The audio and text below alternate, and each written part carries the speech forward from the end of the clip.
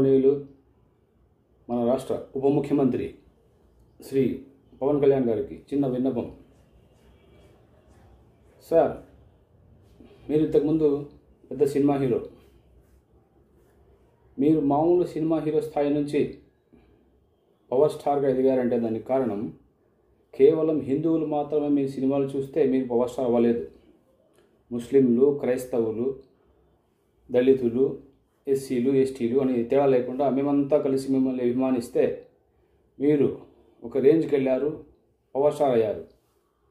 ఆ విషయాన్ని మీరు పక్కన పెట్టేసి ఈరోజు ముస్లిం, హిందూ అనే సబ్జెక్ట్ తీసుకొస్తున్నారు.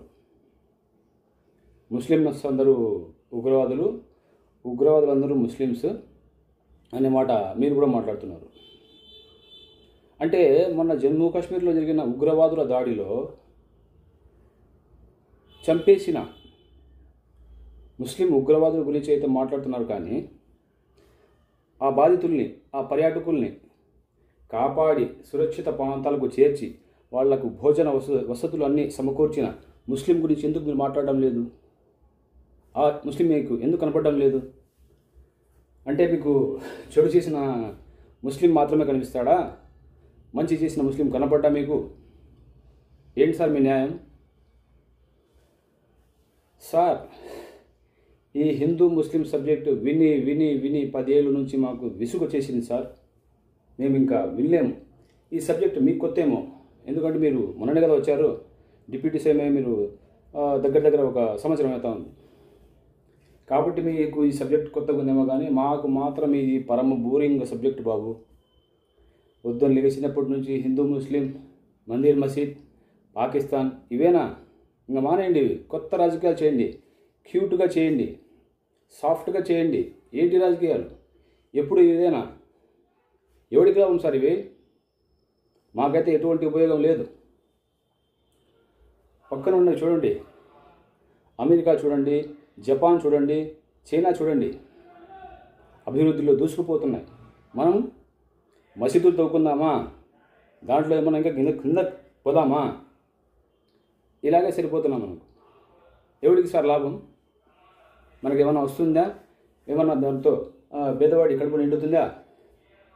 అరే, భారతదేశంలో ఉన్న కరువు ఏంటి, కాటకాలు ఏంటి, వ్యాపార నష్టాలేంటి, ప్రస్తుతం భారతదేశ పరిస్థితి ఎలా ఉంది, ఆర్థిక పరిస్థితి ఎలా ఉంది?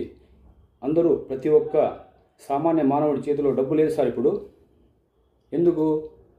సరైన అవకాశాలు లేవు, సరైన ఉద్యోగాలు లేవు, సరైన వసతులు లేవు.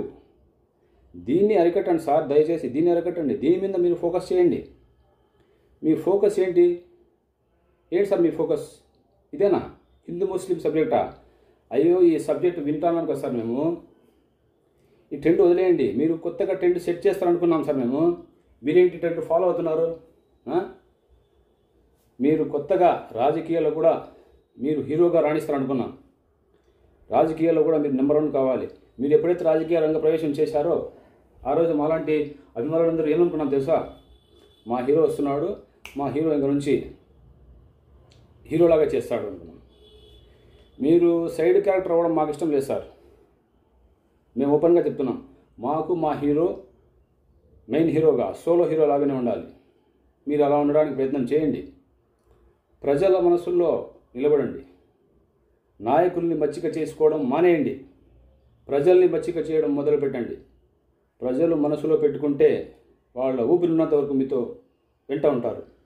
నాయకులేంటి సార్, కొంతకాలం ఉంటారు, పోతారు. ప్రజలే శాశ్వతం. నాయకుల ప్రేమ తాత్కాలికం, ప్రజల ప్రేమ శాశ్వతం. ప్రజల కోసం పనిచేయండి, దేశాన్ని ముందుకు నడిపించండి. దేశం వెనకైపోతాను సార్. అది చూడండి మీరు, దేశం ఎలా ఉంది పరిస్థితి ఇప్పుడు. అవన్నీ పక్కన పెట్టేసి హిందూ ముస్లిం కావాలా మీకు సబ్జెక్ట్? ఇప్పుడు పక్కన పెట్టేయండి సార్. ఆ సబ్జెక్ట్ మనకు వద్దు, పరమ బోరింగ్ సబ్జెక్ట్ అది. ఫ్రెష్గా ఇప్పుడు ఏం కావాలి, దేశానికి ఏం అవసరం? నిరుద్యోగం తాండం ఆడుతోంది. యువతకు ఉద్యోగాలు కావాలి, కార్మికులకు వాళ్ళకు కావాల్సిన వసతులు కావాలి, వాళ్ళు చేసుకోవడానికి ఉపాధి కావాలి. వీటి మీద ఫోకస్ చేయండి, దేశాన్ని బాగు చేయండి. మీరు ఉత్తమమైన నాయకుడు కావండి, మీకు మేము వెంట ఉంటాం. అంతేగాని ఈ పాత రొటీన్ పద్ధతులు